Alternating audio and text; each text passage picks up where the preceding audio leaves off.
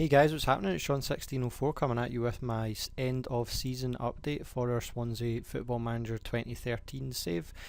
So as before, I'm going to go in and look at the fixtures first of all, and we'll see then how we finished up in the league after that. Okay, so as I did it last time, because it's a bit of a long update, we're going from, I think it was the 1st of February downwards. I'm just going to run through them all in this kind of brief format, and I'll maybe jump in and show a few of the games as kind of maybe standout games as I go along.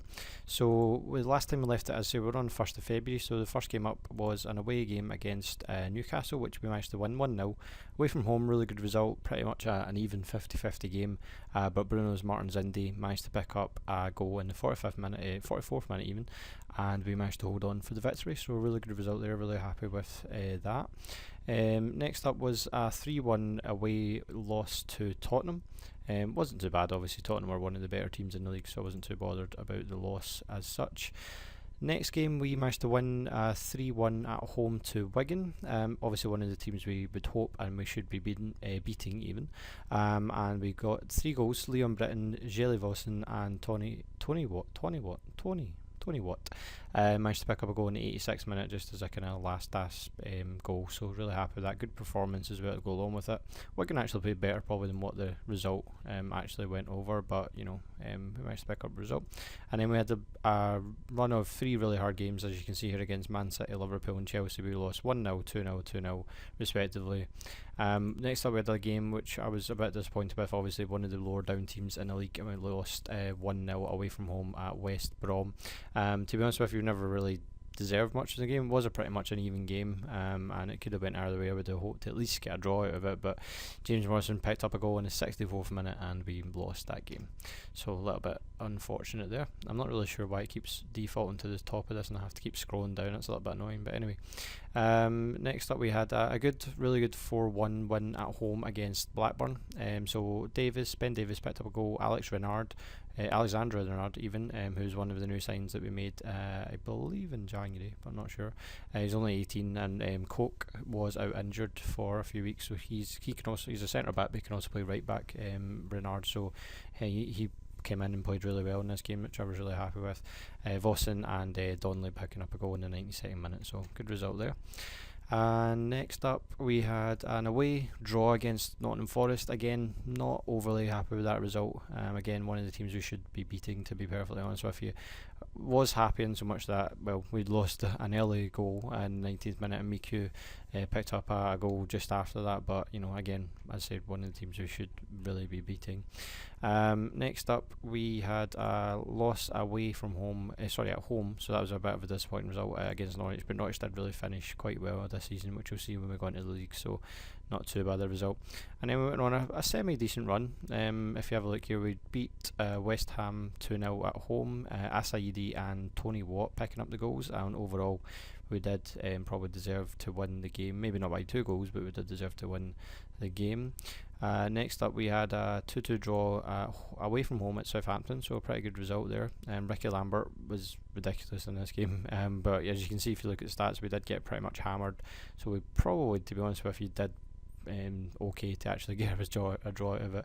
Miku and Diakite picking up the goals for us there.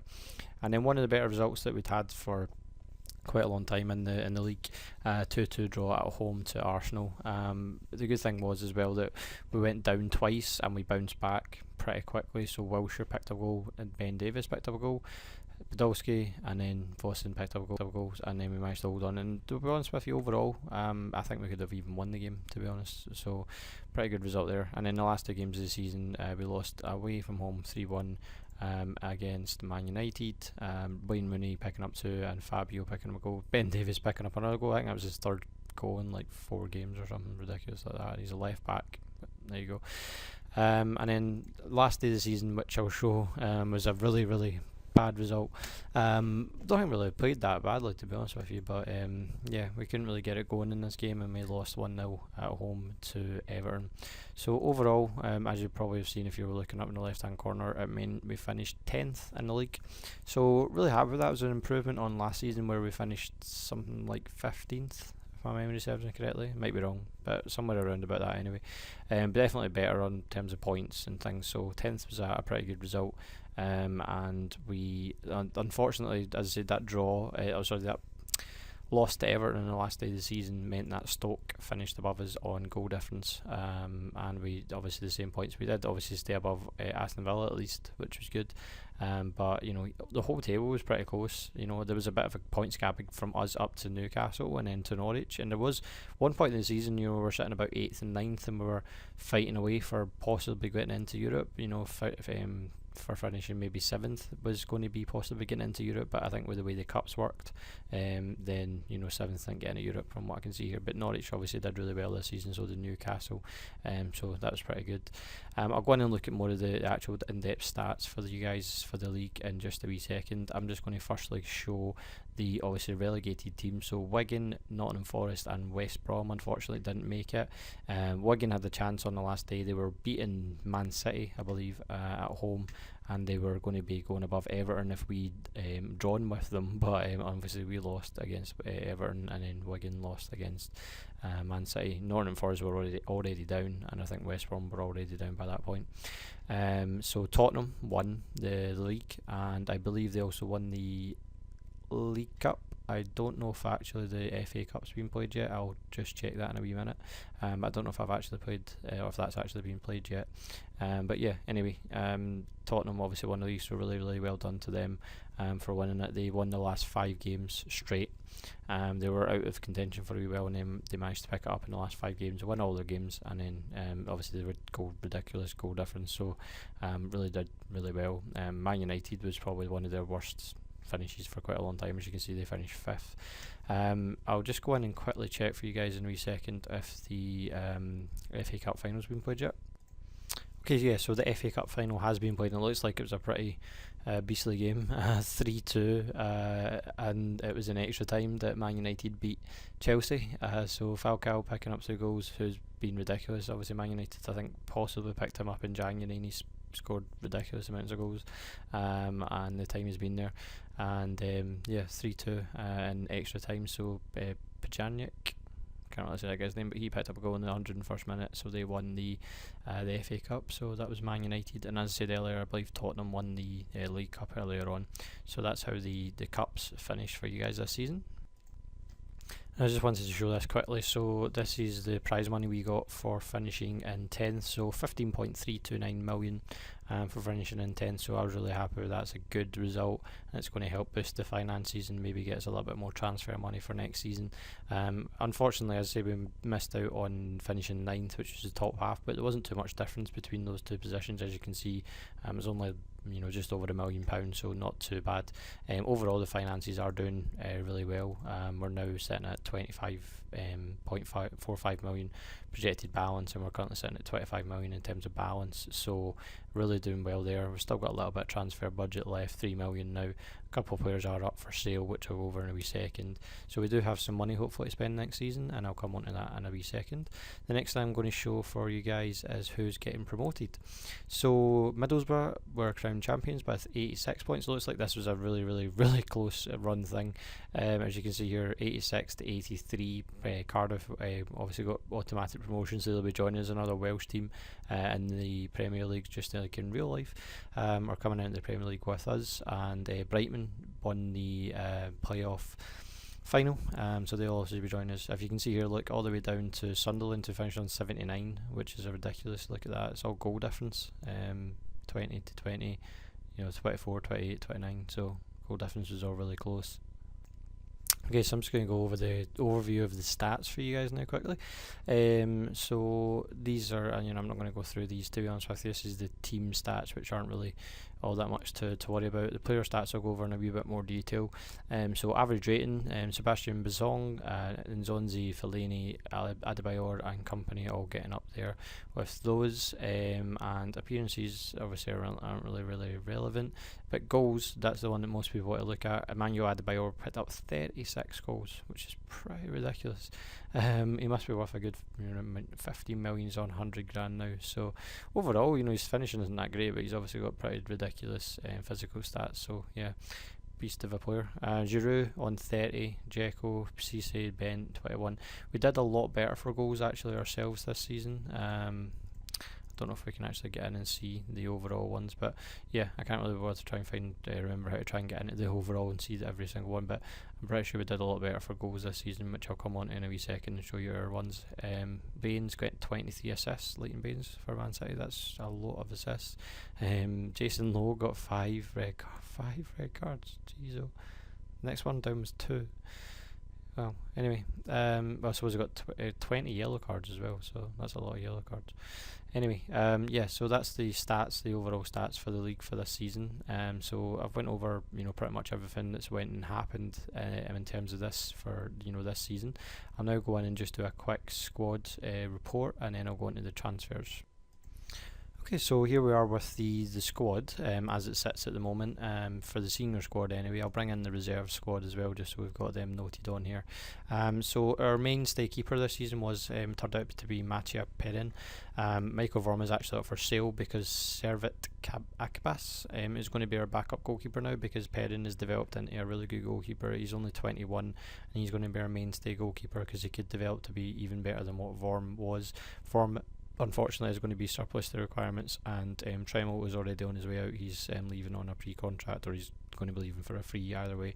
And Vorm is up for sale, and I'm trying to get him sold. Hopefully, he's only got maybe, I think, just over a year left on his contract, so he'll be leaving the club.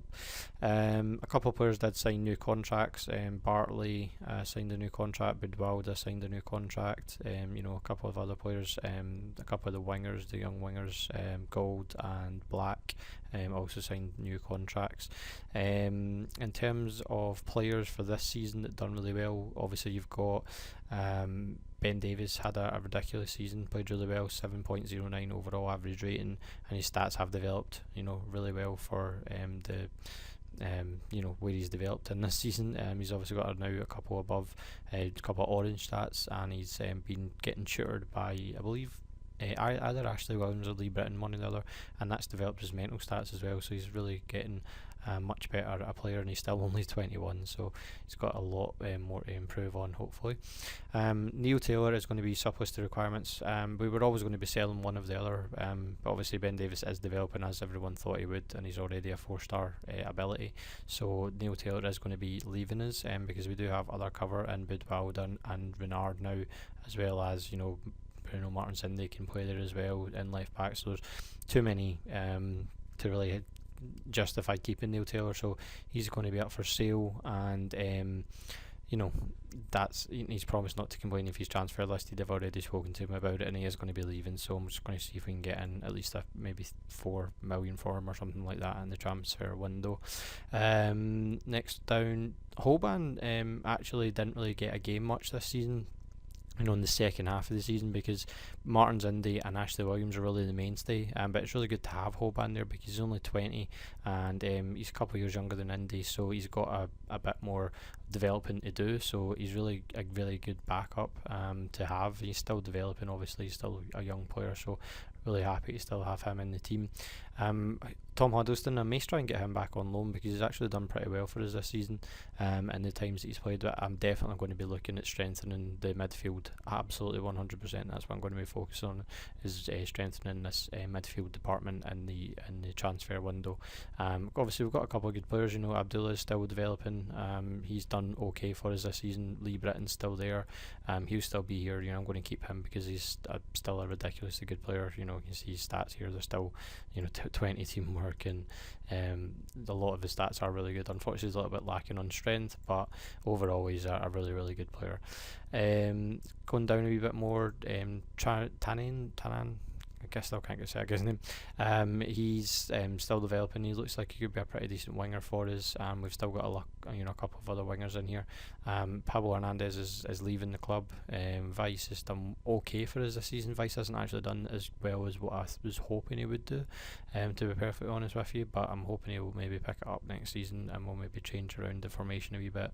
Nick Van Gelderen has developed now, and he can play in the left attacking mid role, and obviously his stats are still developing as well, so I'm hoping he will be a good player for us next season. A couple of other guys are obviously in that have played okay for us this season. Jelly Vossen, as I was going to come on to and show you guys the stats for him for the season. In terms of goals, he scored 12 goals overall for us, so pretty decent return compared to last season. 12 goals in 30 appearances in the league, and he was probably, I think it was our top goal scorer. Miku was next, I believe, with possibly 7 or something like that. I can't actually remember. 9 actually, and he got 7 assists. So definitely, a big pickup from last season. We scored obviously a more goals, and that was really the reason why, because those two players picked up more. Tony Watt's obviously still developing as well, and I believe he picked up 5 goals in 14 appearances. So he was, and 5 assists in 14 appearances, and obviously a fair amount of substitute appearances as well. So definitely one of the better players for us this season. In terms of actual transfers, we have Kenny Osteen is leaving us this season. We already knew that he's leaving us on a free transfer, and these are a couple of players that I've already brought in, so I thought I'd quickly go over them. They're already joining us, haven't shown them already, so I thought I would show you guys. So Bruno Medeiros, who's coming in from Firenze, and 4.5 star rated potential right back. He's only 16, so we're going to the under 18s team. Wanted to obviously get in a few more players, and for that money, he's ridiculous. Look at him. Youth contract, I believe I might have actually signed him out of his youth contract, so I think that might actually be for 210k. I think that might have been the compensation that we had to pay to get him out of it, but his stats are ridiculous, so really good pick up there. Pablo Hernandez is leaving for, it was overall 4.8 million. He's going to West Brom, who are getting relegated, so not really that bothered that he's going there, to be honest. 4.5 million, sorry. But that's we've got a portion of that, and it is over 48 months, but I was wanting him to leave anyway. This is probably my marquee signing, if you like, of before we went into the transfer window. Obviously we're hoping to do a fair bit of business once the transfer window actually opens. Savas Bilicic. Now, I did a lot of scouting on this guy. As you can see here, he's a 5-star rated potential from one of my main scouts, who I'm really trusting, and he's only 18, and I picked him up for, what was it, 3.8 million. I didn't have the transfer funds at the time, that's why it's over 24 months for 2.5 million. 1.3 was the initial fee. I do have the money now, but I could probably just pay that off. I don't actually know if there's a way to do that in Football Manager. I might actually try and look that up, maybe just pay that off so that that's not having to get paid back over the 24 months. But anyway, so you can see here, he's got pretty decent stats already. His physical stats is really the ones I was looking at, considering he plays in the right and the left in terms of wingers, and he's already at 15 agility, 12 acceleration, 12 pace, 15 pace, sorry, and 15 stamina. So he's good at crossing, 16 for crossing as well. So these are all the stats you should be looking at, obviously, for wingers, and that's the style I'm really playing now. So picked him up for a really good deal, I think, and I'm really happy he's coming to the club. So that's one of my marquee signings. So that's our season review. Obviously we're pushing on next season, and maybe, possibly, if we can get some good players in, possibly fight for that last European spot, although I think it might still be out of our reach next season. I think it might be the season after that we're really looking for. But as I said, the players are obviously developing. We've got a lot of potential in the squad here. A lot of guys that are still way below what their actual potential is. If I go right down to the 4-star rated, that's plenty of guys, that are still to develop, and none of them are really actually at their full potential yet, apart from Bruno Martins-Indi, who's almost there. He's developed a ridiculous amount. He's still only 22. So I'm really happy with how the squad is going, and we've obviously got our backups here down the bottom, and a couple of them, obviously, as I said earlier, will be leaving, including Vorm will be leaving, and